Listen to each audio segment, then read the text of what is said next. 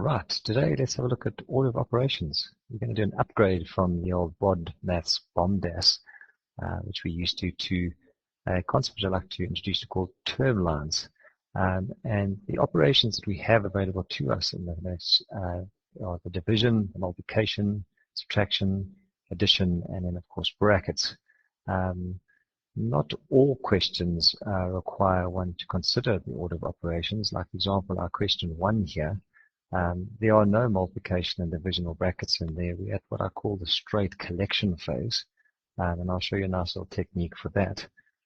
Whereas when you look at questions 2, 3, 4, and 5, those have got addition, subtraction, division, multiplication, brackets all involved, and those are what I would call combination problems, and we have to kind of get it to the point where we're ready to collect. Now, the term line principle is quite straightforward.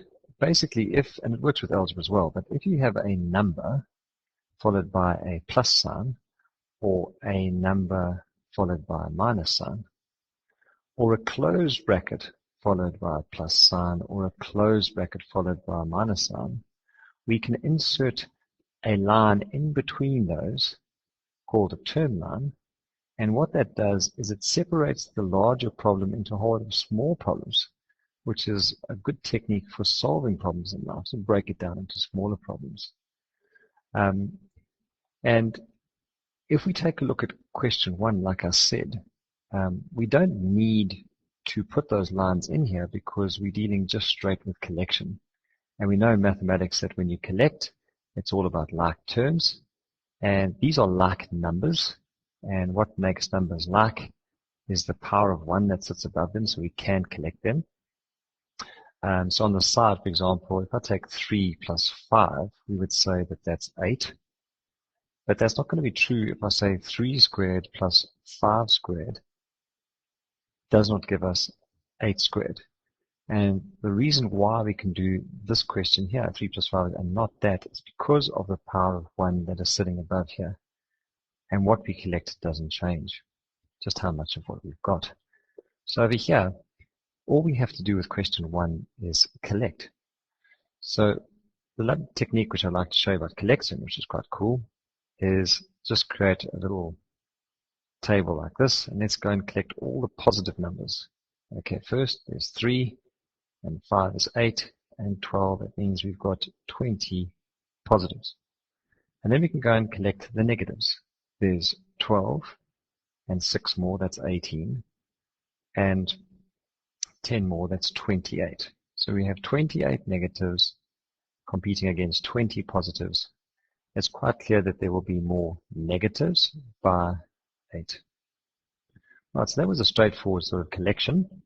If we move on to question 2 and use our term line principle, we can see that here's a number followed by times, so we're okay. Then there's a number followed by plus, so we can put a term line in between. Then there's a 7 followed by times and a 2, and we're done. So this problem is basically 2 smaller problems combined. 2 times 3 is 6, and 7 times 2 is 14. And we are at collection phase, so we can set up a little table here of positives and negatives. How many positives do we have? We've got 20 positives. There are no negatives in there, and so the positives will win by 20. If we consider question 3, our first term line will appear here because you've got a number followed by a plus sign. Then our next term line will appear after the 3. So this is a 3-term expression. As you can see, there's nothing we have to do with this 2. Unlike the 5 times 3 here, so that 2 is just going to remain. The 5 times 3 will give us the 15. And likewise, the minus 4 is on its own, it will simply remain. And we are now at the collection phase. And so we can set up a little table here. How many positives do I have? Well, there are 17 positives. There are 4 negatives, okay? And so we can see that the positives are going to win by 13. Question 4, we have a 6 followed by division, so no term line needed. 2 followed by a minus sign, that's where our first term line comes in. 3 followed by a plus sign, need another term line. 5 followed by a minus sign, another term line. 6 divided by 2 is 3. The negative 3 remains. 2 times 5 is 10. And the negative 4 remains. We can set up our little table once again. And we've got positives and negatives. There are 3 and 10. That means there are 13 positives. Negative 3 and negative 4 leaves us with 7 negatives. That means we will have our positives winning by 6. Question 5. Our first term line will come after the negative 2. Next time we come, we see we've got an open bracket. We can just skip right to the closed bracket because that's just housing everything inside there. And we've got a closed bracket followed by a positive sign, so that term is ended. A 4 followed by a minus sign, that term's ended. Now watch this one here. We've got a 2 followed by a times sign, followed by a 6 followed by a division sign, still not ended yet. Then a 3 followed by a plus sign, ended.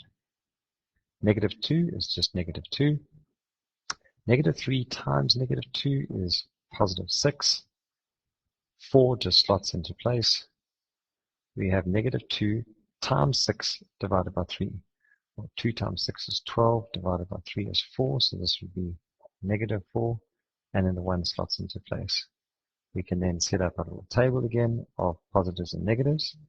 I've got 11 positives, 6, 4, 1, and I've got 2, 6 negatives.